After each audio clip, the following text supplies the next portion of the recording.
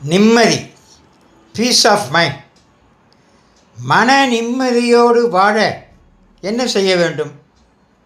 இப்பொழுது நாம் வாழும் வாழ்க்கையில் முற்பிறவியில் செய்த செயல்களுக்கான நன்மை தீமைகளை அனுபவிக்கிறோம். அது பிறப்பின் போதே நமக்கு தரப்படுகிறது. இதனால் பாவ புண்ணிய கணக்குகள் நேர் செய்யப்படுகின்றன.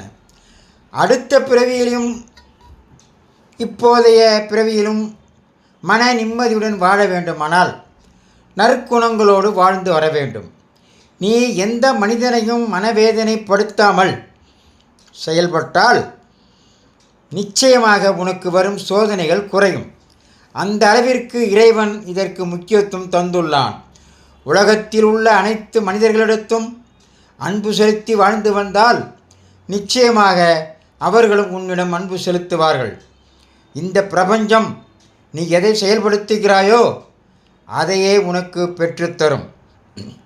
மன நிம்மதியுடன் வாழ்வதற்கு சிறந்த நற்குணங்கள் தான் ஆதாரம். நன்றியை எதிர்பார்க்க வேண்டாம். கொடுப்பவர் எவரோ அவரே நன்றியுடன் இருக்க வேண்டும். அதுதான் உண்மையான உதவி செய்தமைக்கு அடையாளம். ஒருவர் ஒரு பரிசை மற்றவரிடம் இருந்து பெறுகிறார் என்றால் அது கொடுப்பவரை உலகிற்கு அறிமுகம் செய்யும் செயலாகும். அந்த பொருளை பெறுபவர் அதை பெறுவதற்கு மறுத்திருக்கலாம். அவர் அந்த பரிசை ஏற்றுக்கொள்வதன் வழியாக அவர் கொடுப்பவரை நன்றியுடன் ஏற்றுக்கொள்கிறார். கொடுப்பவர் எவரோ அவரே நன்றிக்கு உரியவராக இருத்தல் வேண்டும். இல்லையேல் அது உதவி செய்வது அல்ல, பேரம். ஒரு ஜென் குரு ஒரு மடாலயத்தில் ஒரு பணக்காரன் வந்து 10,000 தங்க நாணயங்களை நன்கொடையாக தந்தான். டோஜோ இந்த நன்கொடையை ஒன்றும் சொல்லாமல் ஏற்றுக்கொண்டார். அந்த பணக்காரனோ கடுமையான உளைச்சலுக்கு உள்ளானான். நான் கொடுத்த நன்கொடை 10,000 தங்க நாணயங்கள் தெரியுமா என்று ஆதங்கத்துடன் கேட்டான். டோஜோ தெரியும் என்று சொன்னார். எனக்கு கூட 10,000 தங்க நாணயங்கள் என்பது மிகவும் பெரிய தொகைதான். ஒரு நன்றியைத்தானே உங்களிடம் எதிர்பார்க்கிறேன், சொல்லக்கூடாதா? நீயும் திரும்ப திரும்ப சொல்லிவிட்டாய், நானும் கேட்டுக்கொண்டேன்.